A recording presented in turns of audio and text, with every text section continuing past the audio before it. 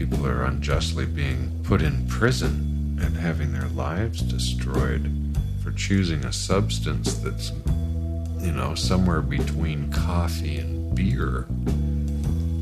As far as I'm concerned, this is not that strong of a substance. I've smoked 5 joints since you and I have been sitting here together of the strongest pot in the world. I could keep going for hours. But I could not do that if I drank whiskey or beer or wine. Greg smokes a lot more pot than the average person, but he does have a point. Government inquiries around the world have spent years of study and millions of dollars and have consistently come to similar conclusions.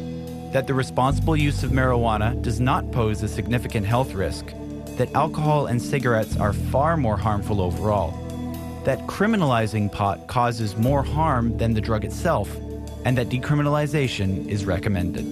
These reports, and there have been over 20, include analysis of medical studies which caution that anything you smoke can harm your lungs. But rather than cancer, bronchitis seems to be the most common risk.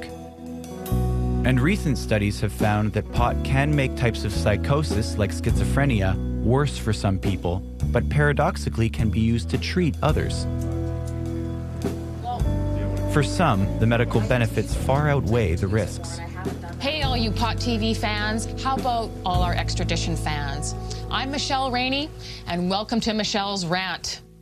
I fought for 10 years to be legally allowed to possess and grow marijuana. And finally, I was able to acquire my medical marijuana exemption in Canada a year ago. Michelle Rainey is one of 1,500 Canadians currently licensed to legally smoke cannabis and grow up to 50 plants for personal medical use under the Canadian government's Compassionate Access Program.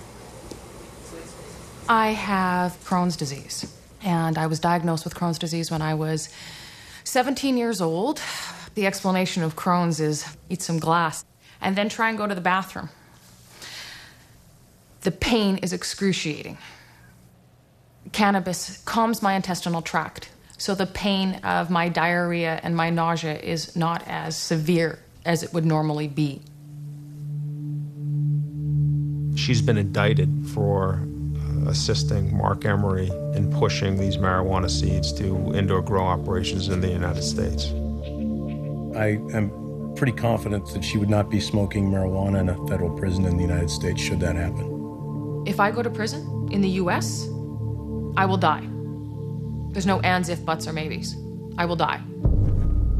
Sticking to their mantra that pot causes drug addiction and has no medical use, the U.S. government continues to enforce some of the harshest drug laws in the world. But still, how can any person face life for selling marijuana seeds? Well, in the United States, federal sentences for pot are based on the amounts involved. One marijuana seed is considered equal to one plant. 100 plants equals a prison sentence of 5 to 40 years. 1,000 plants, 10 years to life, all without parole. By that logic, Marc Emery, who is accused by the DEA of sending over 2 million seeds to the U.S., qualifies for a life sentence 2,000 times over. They kept challenging DEA, challenging the U.S. Department of Justice, challenging everything going on there. When you do that, it's inevitable that they're going to come after you. You don't put a stick in Superman's eye. On the day Emery was arrested, a DEA press release declared that Emery was, in the U.S. government's opinion, one of the top 46 drug traffickers in the entire world, and the only one in Canada. That is so ridiculous. I mean, imagine,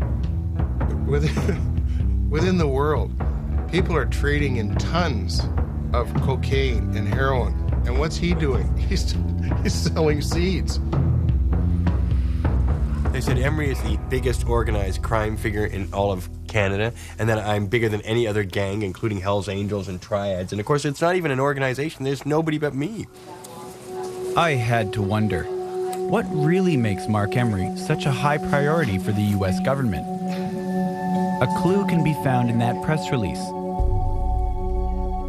DEA head Karen Tandy stated that Emery's arrest is a blow to the marijuana legalization movement and legalization groups active in the United States. In fact, the statement does not discuss Emery's crime, but the nature of Emery's political activities. I am the decision maker on his arrest, and I can assure you that there was absolutely no political motivation in that. But if there was proof of political motivation, it would mean Emery's salvation. Under Canada's extradition treaty with the United States, it is illegal to extradite a person in order to punish them for political activities. They seem frightened to me when I... They don't seem frightened to me.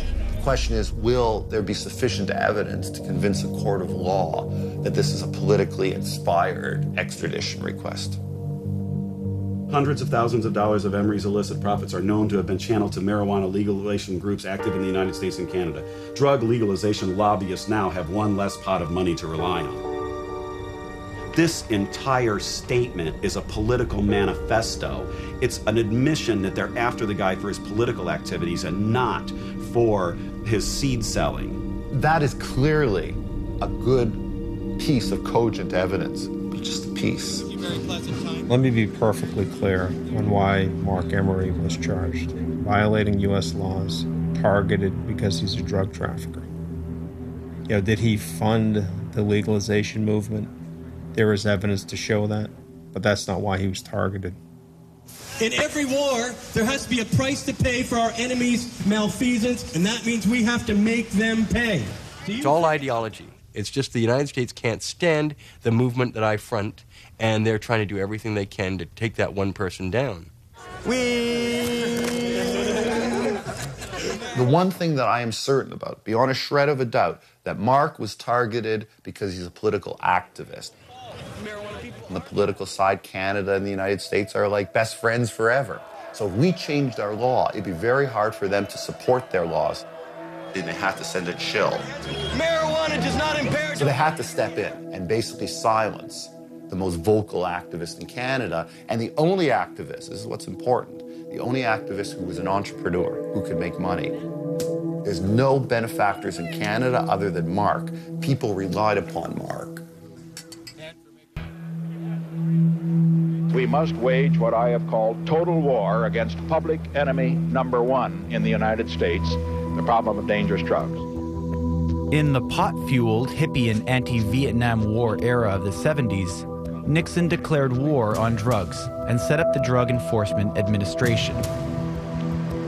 In an attempt to cut off the supply of drugs coming into America, the DEA went after producers around the world, extraditing those arrested to the United States to be tried and punished under American law. But by any measure, the strategy has not been successful. Marijuana is freely available in the U.S., and the rate of marijuana use among Americans is now roughly double what it is in Holland, where pot is decriminalized. The United States has spent, some say, perhaps as much as $1 trillion US dollars fighting its war on drugs.